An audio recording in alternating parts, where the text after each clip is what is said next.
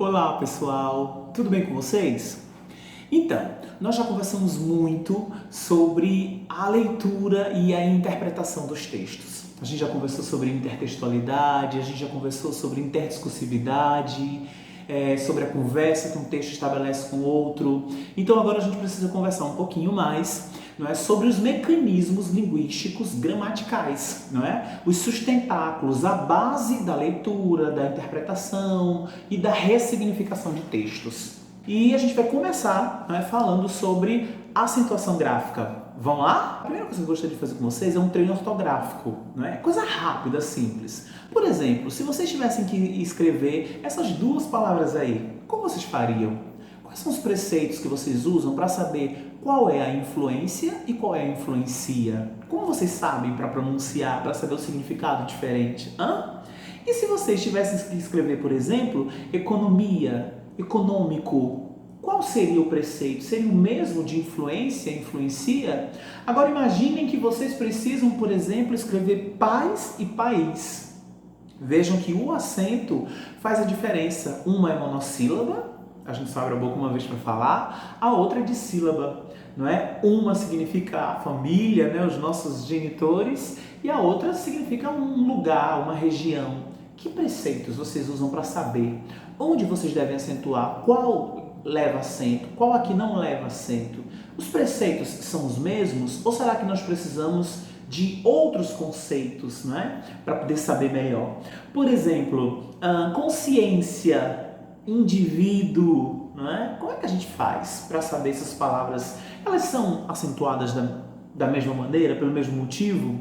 Política, miséria, história, como é que a gente faz para saber se essas palavras são acentuadas? A do verbo haver, né? O a no sentido de existir. Amigos, vejam que não é tão fácil para a gente ter esses preceitos em português, né? Existem muitos caminhos de raciocínio, o número de sílabas, a terminação da palavra, a pronúncia que nós acabamos oferecendo a essa palavra, a posição da sílaba que a gente considera tônica, né, que a gente pronuncia com mais força, enfim. Existem muitos caminhos. E justamente por existir muitos caminhos, é sempre bom que a gente leia, que a gente estude, que a gente tente se acostumar com esses preceitos, né? Então é isso que eu gostaria de conversar com vocês, beleza? Para começo de conversa, eu gostaria de conversar com vocês sobre os tipos de acento. O primeiro, gostaria de relembrar com vocês, é o famoso acento agudo. Aquele acento usado em vogais com timbre aberto, né? A, E, O, enfim. O segundo seria o acento circunflexo, aquele usado em vogais com timbre fechado, O, E, A, né? Bom, e aí a gente começa a entrar nesse universo das regras. E aí, para a gente poder entender um pouquinho melhor as regras, a gente vai conhecer grupos de palavras. Então, o primeiro grupo de palavras que eu gostaria de mostrar a vocês é o grupo das monossílabas. São palavras monossílabas, pela palavra dá para deduzir, né? Só tem uma sílaba e elas são tônicas ainda, ou seja, elas têm uma só sílaba, mas são pronunciadas com muita força, com muita veemência.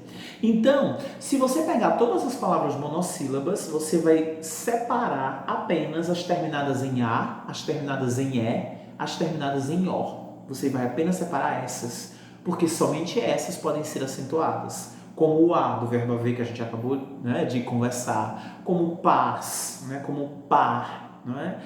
Você vai pegar o E, tem o pé, não é? Tem pés, o O tem a nota musical dó, tem pós, enfim. Então, o primeiro raciocínio precisa ser monossílabo, ter só uma sílaba, precisa ser tônico, pronunciado com força, com veemência, não é? Nu, não tem força. Di, não tem força.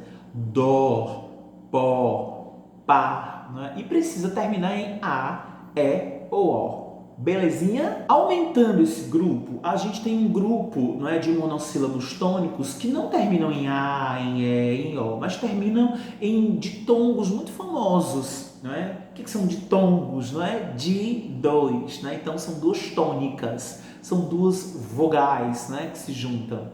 E aí nós vamos ter o EI, nós vamos ter o OI e nós vamos ter o EL. Né? Como vocês podem ver aí, a gente tem um conjunto de exemplos para nos ajudar. não é? Então, réis, a moeda antiga, né? O plural de mel, né? Méis, enfim. Vejam que essas palavras, né? Elas são monossílabas, elas só têm uma sílaba, elas são tônicas e apresentam esse tal de tongo, tá certo? Depois nós temos dói, do verbo doer, rói, do verbo roer, mói, do verbo moer. Vejam que, de novo, a terminação é com oi, por isso a gente tem acento, né? El, véu, céu, réu. Então a gente já tem um grupo formado, monossílabos tônicos, a, e, o, ditongos, ei, oi e el. E eu não sei se vocês perceberam, mas nos exemplos eu mostrei a vocês palavras terminadas em S. É porque a regra vale tanto para o singular quanto para o plural. Anotado? Dando continuidade, a gente vai reconhecer agora, relembrar um segundo grupo de palavras, né? Nós vamos relembrar as famosas oxítonas. Então, rapidamente, só para todo mundo lembrar, palavras oxítonas são aquelas em que a sílaba tônica recai na última sílaba, ou seja, a sílaba que a gente vai pronunciar com mais força vai ser a última. Do mesmo jeito que nós fizemos com os monossílabos, nós vamos fazer com as oxítonas. A gente vai pegar todas as palavras oxítonas, a gente não vai saber, porque são muitas, né, da língua portuguesa, mas a gente vai separar e entender que existe um grupo especial. Se a palavra é oxítona, terminada em a, e, ou em, se tem S ou não esqueço então, um acento ela tem. Dessa vez a gente vai lembrar do A novamente, igual tônico, os monossílabos tônicos. Vamos lembrar do E, vamos lembrar do O e vamos acrescentar o EM, ou seja, oxítonas terminadas em A, E, O e EM recebem acento. Olha que massa, né? Então vejam aqui os exemplos, né? Por exemplo, toda e qualquer palavra em que você percebe que a sílaba mais forte é a última, terminada em A, você vai acentuar. Vatapá, Guaraná, Cuxá, Coroatá, não é? A mesma coisa vai acontecer com as terminadas em E. Você tem massapê, você tem chulé, não é? A mesma coisa com O. Codó, peritoró, giló, vovó, vovô, não é? Cipó. E assim também vai acontecer com as oxítonas terminadas em. Belém, armazém, não é? São palavras que a sílaba mais forte é a última, porém a conjunção que a gente tem falado um pouquinho nesses tempos, tá certo? Então esse é o grupo das oxítonas terminadas em A, E, O, em, seguidas ou não de S. Já o terceiro grupo de palavras que eu quero relembrar com vocês é o grupo das paroxítonas. Vamos lá então? Vamos dividir aqui em alguns grupos porque agora a lista aumenta, tá certo? Você vai lembrar de R e L, como por exemplo açúcar, repórter, revólver. A sílaba mais forte é a penúltima. Basta você lembrar que é a do meio, ou quase no meio, não é? Você vai lembrar também de L. Palavras paroxítonas terminadas em L também são acentuadas, como túnel, possível, sofrível, deplorável, amável. Agora a gente vai apresentar mais duas terminações para vocês, o N e o X. Hífen, abdômen, o X, tórax, látex, xerox, são todas palavras em que a sílaba mais forte é a penúltima e elas são terminadas em X e N. Vamos conhecer mais um grupo, agora com I ou IS, os, on ou ons. Vamos lembrar algumas palavras? Júri, sílaba mais forte, a penúltima, terminada em I, lápis, terminada em S, táxi, terminada em I. Com o US nós temos vírus, nós temos bônus, nós temos ônus, sílabas mais fortes penúltimas terminadas em US. E ainda temos as terminadas em on ou ons. Basta lembrar do universo da química, né, que a gente tanto estudou no ensino médio, próton, elétron, nêutron. Bom, no grupo das paroxítonas a gente tem mais terminações, tá? Para lembrar, para aprender. Mas para facilitar a vida de vocês, eu queria lembrar com vocês essa palavrinha aqui, ó, rouxinol. Quer gravar regra? É sempre bom quando a gente está se preparando para o vestibular, para concurso, a gente encontrar mecanismos de memorização mais instantânea, certo? Então pense na palavra rouxinol. tirem todas as vogais e fiquem apenas com as consoantes. Se você gravar toda vez, qual é a regra das paroxítonas? Rouxinol, só as consoantes. Cada consoante que você lembrar, tirar da palavra, vai ser uma regra, percebeu? O R eu mostrei a vocês, o X eu mostrei a vocês, o N eu mostrei a vocês e o L eu mostrei a vocês.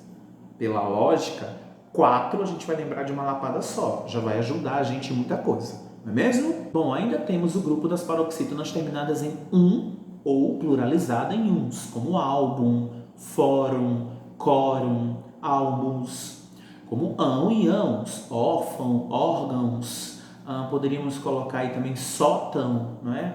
E ou então o próprio ano feminino, né? Órfã, órfãs, o imã, tranquilo? E para encerrar esse grupo das paroxítonas terminadas em ei ou eis, né? Ei ou eis, PS e ditongos. Jockey, penúltima, terminada em ei, úteis, que é o plural de útil, né? Que também a gente viu que é acentuado. Fórceps, tríceps, bíceps, todas paroxítonas terminadas em PS. E aí temos os ditongos, não é? O ditongo, colégio, termina em ditongo, mas forte é lé, que é a penúltima paroxítona. Lábios, história. Então vejam que o grupo é um pouquinho maior das paroxítonas, tá certo? Aí, por isso eu gostaria de apresentar essa palavra para vocês. Use num lixão horizontes. Se você grava isso, você vai lembrar da regra. Quer saber como? Me acompanha. Sendo uma paroxítona, use num lixão horizontes. Se é de tom oral, se está no final, com sim é seu acento. Pronto, daí chegamos nas proparoxítonas. Essa regra é muito massa, muito fácil da gente aprender. Toda palavra proparoxítona deve ser acentuada. Então qual vai ser o nosso único trabalho? Descobrir se ela é proparoxítona ou não. Vamos para o raciocínio? Oxítona, sílaba mais forte, a última. Paroxítona, sílaba mais forte, a penúltima. Proparoxítonas, a sílaba mais forte é a antepenúltima, ou seja, sempre vão ser palavras com 3 ou mais sílabas, porque eu vou precisar dessa antepenúltima. Última, penúltima, antepenúltima. Já tem uma dica pra gente. Então aí vocês estão vendo mágica, lâmpada, música, matemática, proparoxítona, a própria palavra proparoxítona, né? Sendo proparoxítona, acabou o meu sofrer. Todos levam acento, quanto mais aprendo, isso alegra o meu viver. E por último, eu gostaria de falar com vocês sobre o acento diferencial, que é o acento usado em palavras que são parecidas quanto ao som ou quanto à escrita. Por exemplo, nós temos a palavra para, verbo, e a palavra para, preposição. Antes usávamos um acento diferencial no verbo, hoje já não mais. Ele para todos os dias em frente ao hospital. Não temos mais acento, nem para o verbo, nem para a preposição. Temos também ainda o uso da palavra pela e pela, verbo, pela, preposição. A vendedora pela a galinha antes de embalar. Eu sei que é verbo porque estou conjugando com vendedora. Passamos pela ponte sobre o rio. Estou ligando palavras, preposição, sem acento diferencial. Temos ainda o pelo. Antes usávamos um acento circunflexo para dizer que era substantivo. O pelo do gato é liso e preto. Hoje não mais. Temos os acentos diferenciais que permanecem em uso. Como, por exemplo, pôde, passado, pode, presente. Ontem ele não pôde sair mais cedo, mas hoje ele pode. Pode com acento circunflexo representa o pretérito. Pode sem acento é o presente. Temos ainda também o acento diferencial no verbo pôr, diferenciando da preposição. Vou pôr os livros aqui. Estou conjugando o verbo, preciso do acento diferencial.